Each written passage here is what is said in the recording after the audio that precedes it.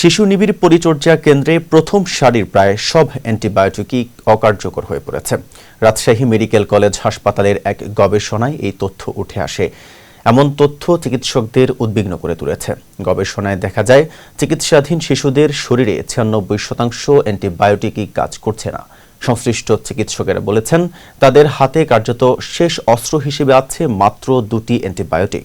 গবেষণায় উঠে এসেছে, সময়ের সঙ্গে সঙ্গে জীবাণুদের প্রতিরোধের হার বাড়ার প্রবণতা বিশেষভাবে উদ্বেগজনক। অকারণে অ্যান্টিবায়োটিক ব্যবহার বন্ধ, হাত ধোয়া ও যন্ত্রপাতি পরিষ্কারের নিয়ম অনুসরণ, পরিবেশগত তদন্ত এবং জিনগত বিশ্লেষণের মাধ্যমে প্রতিরোধের কারণ বিশদভাবে অনুসন্ধানের আহ্বান জানিয়েছেন গবেষকরা।